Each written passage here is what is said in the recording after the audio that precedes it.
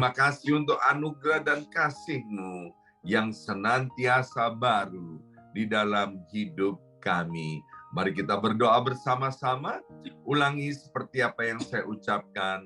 Bapa kami yang ada di dalam surga, Bapa kami yang ada di dalam surga, dikuduskanlah namamu, dikuduskanlah namamu, datanglah kerajaan-Mu, datanglah kerajaan-Mu, jadilah kehendak-Mu jadilah kehendak-Mu di bumi ini bumi ini seperti di dalam surga. seperti di dalam surga. Bapa yang baik, Bapa yang baik, berikanlah kami pada hari ini pada hari ini rezeki yang menjadi bagian kami secukupnya, cukup untuk memberikan pinjaman kepada banyak bangsa, sedangkan kami sendiri tidak punya pinjaman, cukup untuk menjadi saksi Tuhan, mulai dari Yerusalem, Yudea, Samaria, sampai ke ujung-ujung bumi.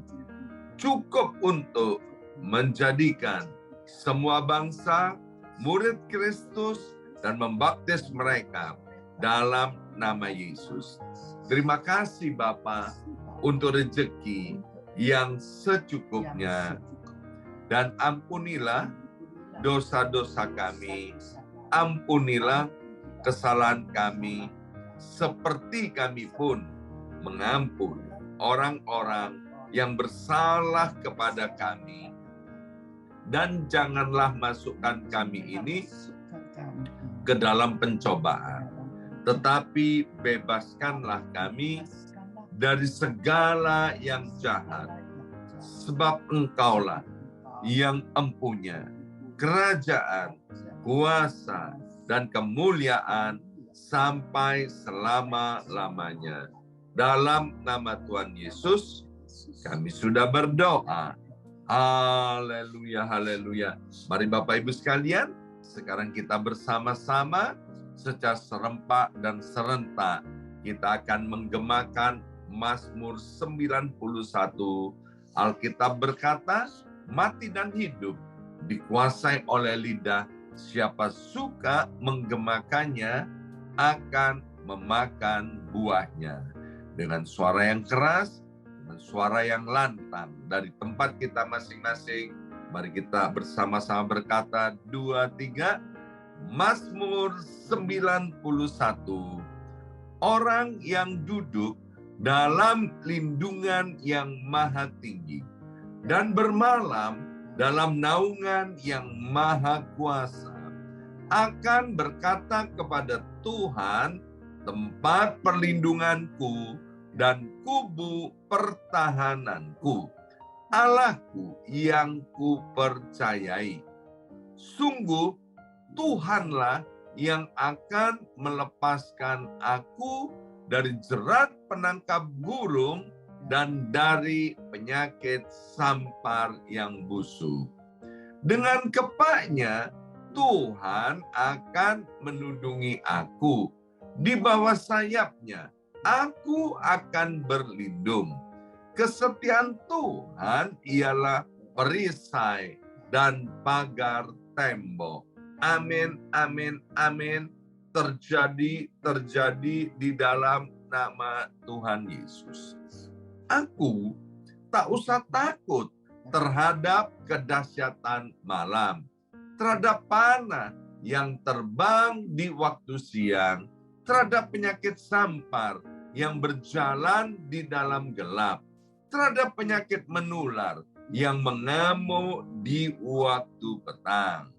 Walau 1.000 orang rebah di sisiku dan 10.000 di sebelah kananku, tetapi itu tidak akan menimpa aku.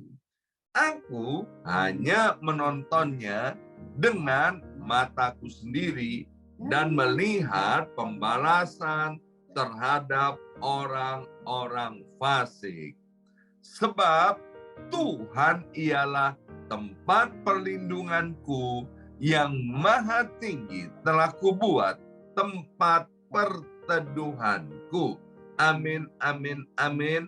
Terjadi di dalam nama Tuhan Yesus. Malapetaka tidak akan menimpa aku, dan tulah tidak akan mendekat kepada kemahku. Sebab malaikat-malaikat Tuhan akan diperintahkan oleh Tuhan kepadaku untuk menjaga aku di segala jalanku. Para malaikat Tuhan akan menatang aku di atas tangannya, supaya kakiku jangan terantuk kepada batu. Singa dan ular tedung akan aku langkai. Aku akan menginjak anak singa dan ular naga. Amin, amin, amin.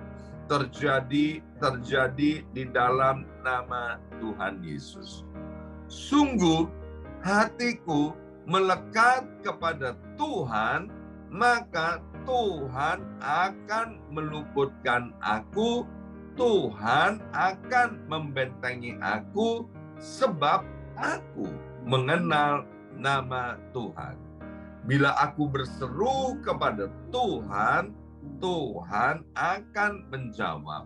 Tuhan akan menyertai aku dalam kesesakan. Tuhan akan meluputkan aku dan memuliakan aku. Dengan panjang umur akan Tuhan kenyangkan aku, dan akan Tuhan perlihatkan kepadaku keselamatan daripadanya. Amin, amin, amin. Terjadi di dalam nama Tuhan Yesus. Terima kasih Bapa. Sebentar kami akan mendengarkan sebagian daripada kebenaran firman Tuhan. Berkati hamba firman-Mu, Ibu Pendeta Hana Istati Rahayu, dan urapi setiap kami dengan kuasa Roh Kudus-Mu, sehingga mata hati dan mata rohani kami boleh menjadi terang. Dalam nama Tuhan Yesus, yang siap mendengarkan firman Tuhan, angkat jempolnya ke depan dan katakan amin 3 kali. Amin, amin, amin. Salam revival, salam kebangkitan. Semangat pagi. Ya, semuanya semangat pagi. Shalom Bapak Ibu semuanya. Shalom. Apa kabarnya? Luar biasa. Ya, luar biasa ya. Ya, senang sekali hari ini Ibu James sudah dari jalan-jalan di Amerika ke Singapura, sekarang lagi jalan-jalan di Jakarta ya.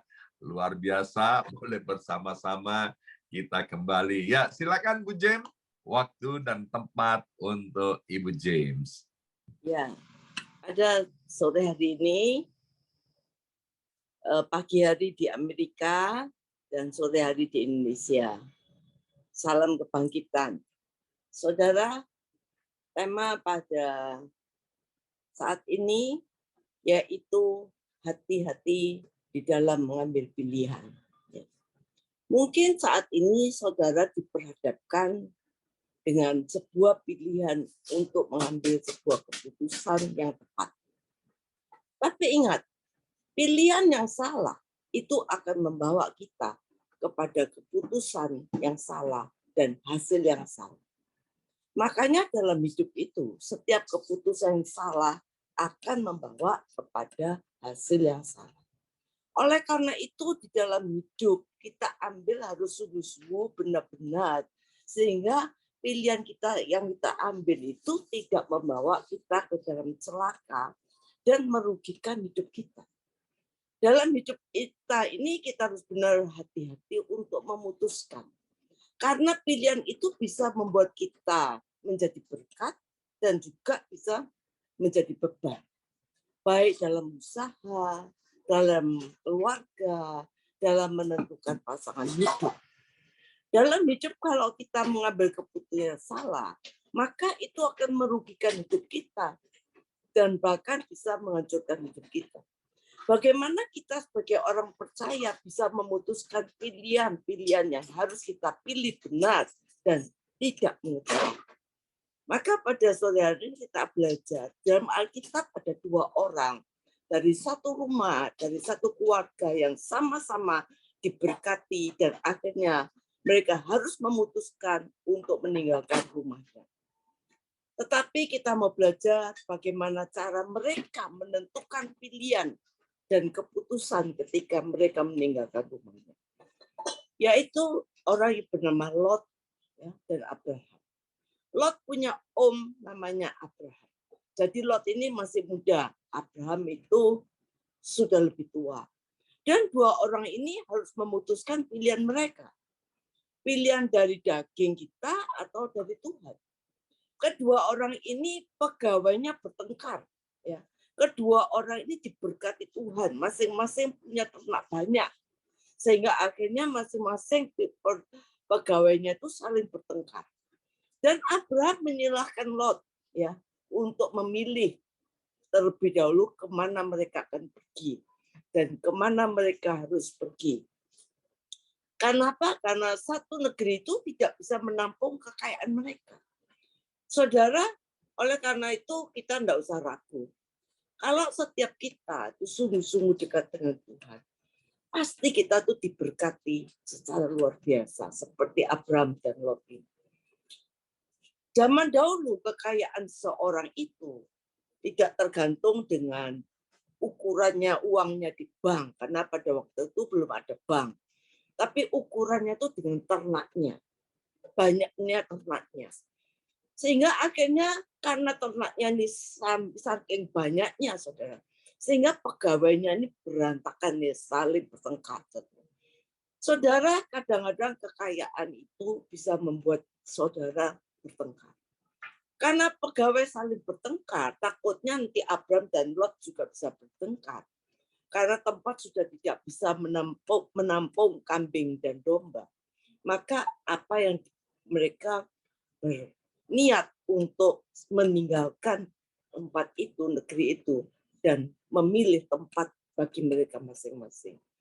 Dan apa yang dipilih Lot? Saudara, kita belajar. Resikonya istri Lot yang pilihan Lot ini, istrinya Lot jadi tiang garam. Dan setiap pilihan kita itu menghasilkan satu tuaian dan konsekuensi. Sodom dan Gomora dimusnahkan oleh Tuhan. Kita lihat dalam Kejadian 13 ayat 10 berkata, lalu Lot melayangkan pandangnya dan dilihatnya bahwa seluruh lembah Yordan banyak airnya seperti taman Tuhan, seperti tanah Mesir sampai ke Soar. Hal itu terjadi sebelum Tuhan memusnahkan Sodom dan Gomora. Nah, ternyata ketika Lot diperhadapkan kepada banyak pilihan, hidup ini memang diperhadapkan dengan banyak pilihan. Maka Lot memilih lembah Yordan.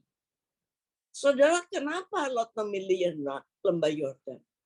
Tidak ada yang salah dengan lembah Yordan. Tanahnya subur, ya. Lembah Yordan dikatakan banyak airnya. Nah, karena kambing dombanya banyak, dia tentu pilih yang banyak airnya. Lembah yang subur, banyak tanaman, yang sangat diperlukan oleh kambing domba untuk makan dan minum sepuasnya. Tidak salah. Tetapi apa kesalahan Lot? Yang pertama, Lot melayangkan pandangnya dan dilihatnya. Hati-hati dengan cara kita memandang, dengan cara kita melihat. Seringkali kita melihat sesuatu yang salah dengan melihat atau memandang. Cara melihat dan memandang yang salah, saudara, kita harus hati-hati. Karena hati-hati dengan mata jasmani kita. Mata jasmani kita ini, saudara, kalau kita memandang sesuatu, pasti kita pakai mata jasmani kita. Dan mata jasmani kita ini sering menipu. Terkadang yang kelihatannya sering tidak sesuai dengan kenyataan.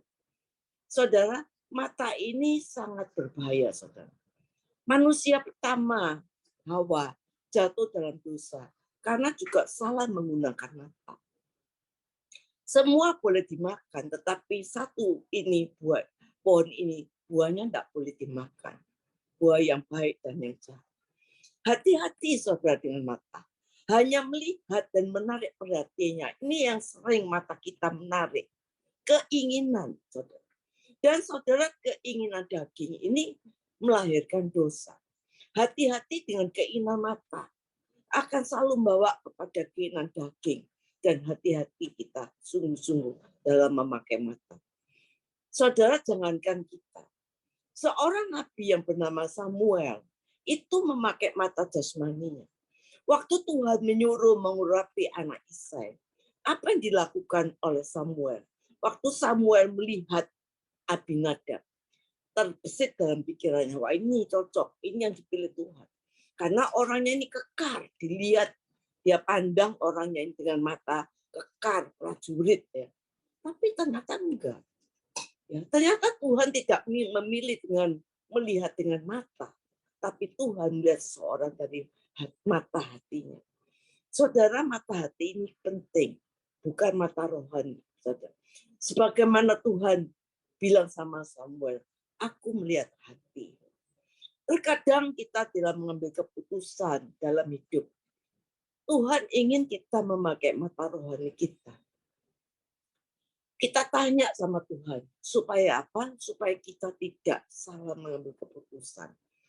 Kadang kita lihat dengan mata, wah ini tempat menarik, bisa untung. Ya.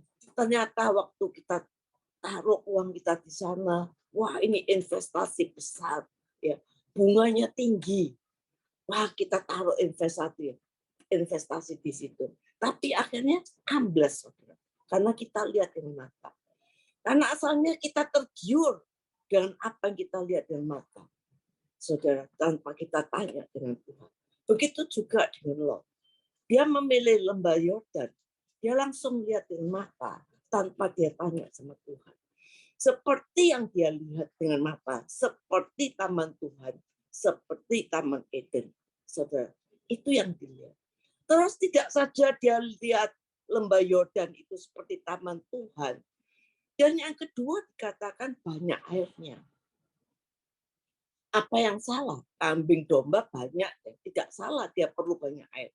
Tapi jangan lupa, di balik itu, lembah itu, dia tidak lihat ada Sodom dan Gomora.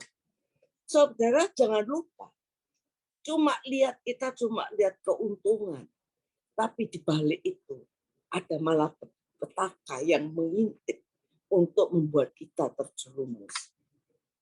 Ya, saudara, kita tergiur dengan kata banyak. Saudara. Tidak ada guna, saudara. Banyak itu tidak ada guna kalau tanpa Tuhan. Kalau banyak itu ada resiko. Di balik itu, jangan tergiur dengan kata banyak. Saudara. Kadang kita menghormati orang dengan kata banyak. Wah, uangnya banyak. Saudara, kita hormati orang. Kadang kita cari pasangan hidup, kita lihat dengan kata banyak. Saudara. Jangan kita membangun sesuatu dengan melihat kata banyak. Saudara. Yesus tidak tergiur dengan kata banyak. Waktu Yesus membuat mukjizat 5 roti dan 2 ikan. 5.000 orang makan sampai kenyang. Bukankah 5.000 orang itu banyak, saudara? Tapi Yesus tidak tergiur dan tinggalkan mereka. Karena apa? Yesus tahu mereka datang bukan dengan hati yang mencintai Tuhan, tapi karena masalah perut. Makanya waktu Yesus ada di kayu salib, 5.000 orang itu tidak ada satupun yang ada di sana. Karena apa? Karena mental mereka cuma mental makan. Mental perut. Saudara, nggak ada gunanya banyak kalau membuat malapetaka. Jadi jangan tergiur dengan kata banyak. Yang ketiga, saudara, selain kata banyak, ada kata seperti. Seperti taman Tuhan, seperti tanah Mesir. Kata seperti. Hati-hati, saudara, dengan kata seperti. Berarti lembah Yordan itu subur seperti taman Tuhan. Mungkin rerumputannya hijau, pohonnya tumbuh subur seperti taman Tuhan. Saudara, seperti berarti memberikan, seperti memberi harapan. Hati-hati, saudara, Dengan kata banyak yang pertama, dua, seperti. Kita harus minta berkat Tuhan yang asli, bukan seperti. Kita ini menjadi anak Tuhan yang asli, bukan seperti. Jangan sampai kita ini, wah seperti anak Tuhan, seperti anak Tuhan yang sungguh-sungguh, seperti anak Tuhan yang benar, seperti orang Tuhan yang hidup dalam kekudusan, ya. Kita cuma seperti, padahal tidak. Seperti itu bukan original, saudara. Mirip kalau barang itu palsu. Saya teringat waktu saya merenungkan firman ini, saya teringat bagaimana waktu di New York, Pastor Yongki tunjukkan ini barang-barang tas, persis tas Chanel, Dior, LV. Ini semuanya palsu, ya. Seperti asli ya, orang nggak nyangka kalau pakai itu seperti. Terus Pak Yongki bilang, don't touch ya, don't touch. Saudara, yang palsu aja kata Pak Yongki, don't touch. Dan yang palsu itu juga cirinya apa? Murah, saudara. Tetapi kadang-kadang banyak orang yang suka. Saudara, berkatnya itu nggak asli, saudara. Saudara, ketika menjadi anak Tuhan itu jadilah anak Tuhan yang asli, bukan seperti. Karena anak Tuhan yang asli itu mahal, saudara. Perlu ketaatan, perlu sungguh-sungguh melakukan firman, perlu banyak doa, perlu hidup dalam kebenaran. Jadi biarlah kita mempunyai seorang anak Tuhan yang sungguh-sungguh bernilai asli, saudara, bukan seperti. Jadi orang menilai kita, oh dia ini anak Tuhan yang sungguh-sungguh. Oh dia ini orang yang sungguh-sungguh rajin bekerja. Oh dia ini orang menilai kita ini memang orangnya baik, tidak pernah menyimpan dendam dan benci.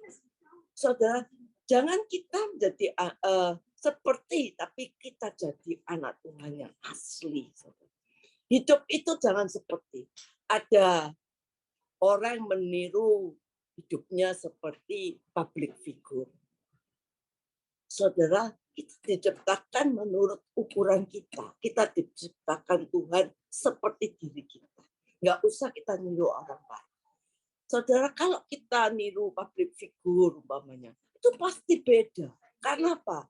Kita ini punya karakter dan identitas yang original, yang tidak bisa ditiru orang-orang lain. Saya nggak bisa seperti Pastor Yongki ya, di mana dia tuh orangnya tuh saya salut luar biasa ya, bisa sebagai hamba Tuhan, pelayan Tuhan, sebagai guide yang luar biasa ya, terima tamu yang luar biasa. Saya nggak bisa seperti Pastor Yongki mungkin, nggak bisa meniru karena kita punya karakter dan identitas yang original. Saudara, kita nggak bisa meniru orang lain. Saudara, nggak usah hidup kita seperti orang lain. Apalagi kalau hidup kita ini belum punya kemampuan menjadi seperti orang lain. Kita juga nggak usah membanding-bandingkan diri kita, istri kita, suami kita dengan membanding-bandingkan dengan pasangan orang lain. Saudara. Kita masing-masing Tuhan berikan identitas original kita. Juga iman saudara harus iman yang asli. Ya. Makanya Lot ketika dia pilih itu istrinya jadi yang garam, hartanya habis. Karena apa? Dia memilih seperti. Bahaya. Dia lupa kalau di belakang lembah itu ada Sodom dan Gomora yang siap menghancurkan. Karena itu setiap keputusan, lihat resiko di belakangnya. Jangan tergiur oleh banyak airnya seperti taman Tuhan. Ya, seperti kelihatannya cuannya banyak, wah ini untungnya banyak. Hati-hati kalau itu bisa menghancurkan hidup saudara. Cari pasangan hidup, jangan lihat banyak duitnya, tapi nggak cinta Tuhan. Wah saudara, hidup kita bisa babak belur. Ada orang yang menikah, ya, konseling dengan saya. Dia menikah, dia orang nyanyi, suaminya ini calonnya banyak duit. Baik, tetapi sesudah menikah, saudara, ternyata aslinya saudara kelihatan tukang tampar istri, tukang selingkuh, tukang judi, dan berujung pada perceraian. Juga begitu cari istri, hati-hati. Sepertinya jangan sepertinya dari Tuhan, saudara. Sepertinya dia baik, sepertinya kayak suami yang bertanggung jawab. Saudara, lihat yang asli, karena yang asli itu mahal. Saya lihat, belajar dari apa yang dipilih Abraham. Saudara, apa yang dipilih Abraham ini keren, saudara. Kejadian 13:14. Ketika kita memilih, kita harus seperti yang Abraham pilih. Dikatakan, setelah Lot berpisah dari Abraham, berfirmanlah Tuhan kepada Abraham, pandanglah sekelilingmu dan lihatlah dari tempat engkau berdiri itu, ke timur, barat, utara, dan selatan. Saudara, ini keren sekali. Dikatakan, maka berfirmanlah Tuhan. Artinya, sebelum Abraham memilih, Abraham tanya sama Tuhan. Tidak seperti Lot yang langsung memilih. Karena Abraham tanya Tuhan, maka Tuhan berfirman. Saudara, kalau kita memilih sesuatu, kita tanya Tuhan, kita duduk diam bagi Tuhan, doa tanya Tuhan, maka pasti Tuhan itu berfirman pada kita. Dia tunggu suara Tuhan mau bicara apa. Dan apapun, cari pasangan hidup, pekerjaan, semua, harusnya kita lakukan seperti Abraham. Ya. Dia tidak lihat dengan matanya dulu, tapi dia mau dengar dengan apa kata Tuhan. Kalau Lot lihat dengan mata dulu, matanya dipakai dulu. Abraham, dia ingin dengar dengan kata Tuhan. Saudara, dalam hidup itu tanya dulu sama Tuhan. Tuhan itu mau ngomong apa? Tuhan berkehendak apa? Tuhan maunya apa? Jangan terus main sikat, saudara. Jangan terus main sikat. Lihat cantik, tampan, langsung sikat, saudara. Lihat cuan besar, langsung sikat. Tanya dulu sama Tuhan. Kenapa kita perlu tanya sama Tuhan? Karena Tuhan itu yang paling tahu. Tuhan itu yang paling mengerti. Tanya Tuhan, bolehkah ini Tuhan? Benarkah ini Tuhan? Saudara itu anaknya. Tuhan itu Bapak kita.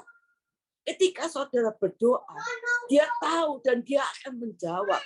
Dan dia akan berikan damai sejahtera dan jawaban yang tepat. Saudara, seringkali salah karena kita seperti Lot. Nggak pakai tanya, tapi terus lakukan ambil keputusan. Saudara baca firman. Memang Abraham tidak mendapatkan lembah yang subur, ya. Tetapi Abraham dapat firman. Saudara, firman ini lebih keren dari lembah yang subur. Saudara, kadang saudara lihat orang, dia kok bisa begitu ya? Hidupnya kok bisa naik gitu ya? Dan dia tanya sama Tuhan, Tuhan kapan saya seperti itu? Saudara nggak usah pusing. Selama saudara melekat dengan Tuhan, pasti berkat itu turun atas hidup daripada saudara. Saudara bangkit rohanimu, bangkitkan imanmu, revival terjadi. Maka saya percaya, keren saudara, Tuhan pasti memberkati saudara. Saudara kadang saudara lihat bagaimana saudara promosi itu, saudara datangnya dari Tuhan. Jadi saudara jangan tergiur dengan segala yang instan. Segala yang instan itu ujungnya tidak baik. Makanan berinstan ujungnya tidak baik. Makanya dengar apa yang Tuhan mau berkata kepada kita. Saudara, dan ayat 15 dalam Kejadian 15 berkata, sebab seluruh negeri yang kau lihat itu akan kuberikan kepadamu dan kepada keturunanmu untuk selama-lamanya. Saudara, kita lihat, ketika Abraham melihat seluruh negeri, pasti dia melihat pakai mata. Tapi Abraham dengar dulu baru pakai mata, beda dengan Lot.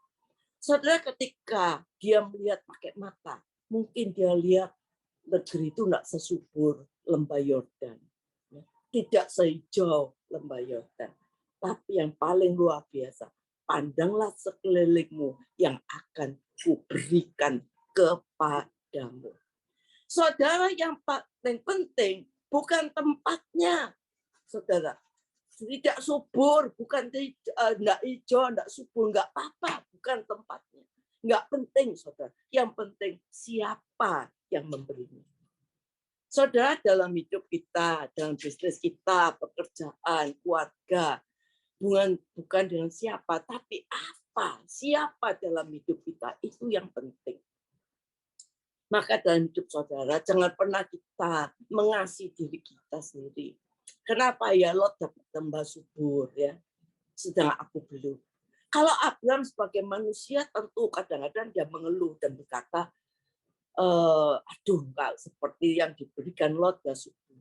Aduh, kok aku belum diberkati ya.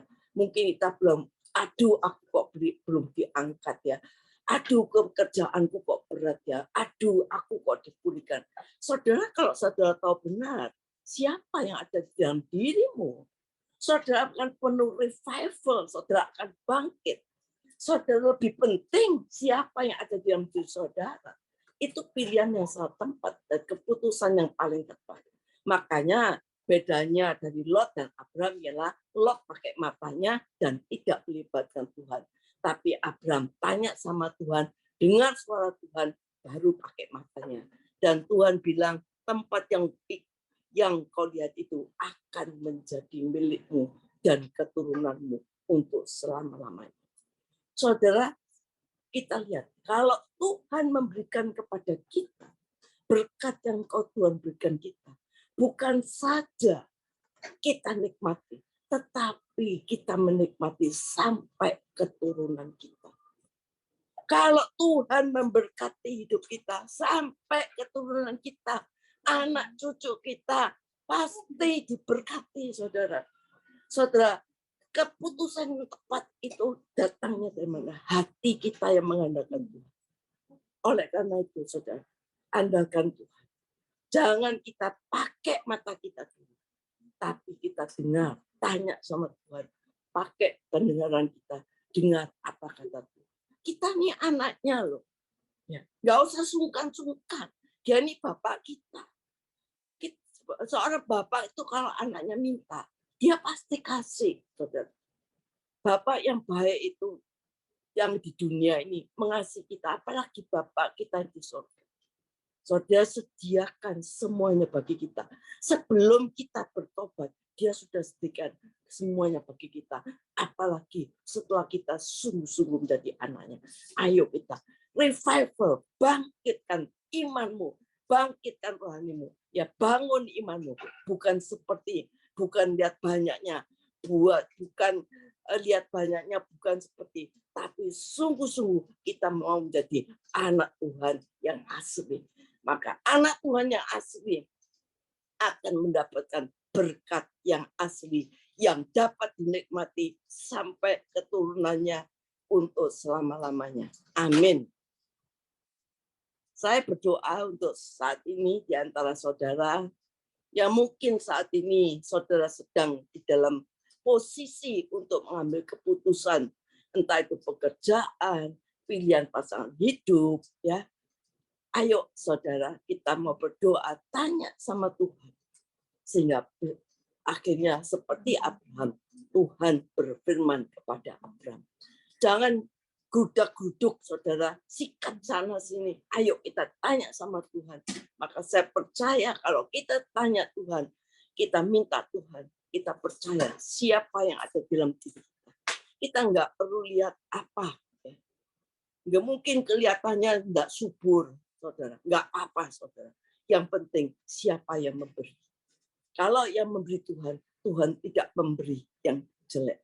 Tuhan pasti memberi yang baik. Sebab firman Tuhan berkata, segala sesuatu yang baik datangnya dari atas.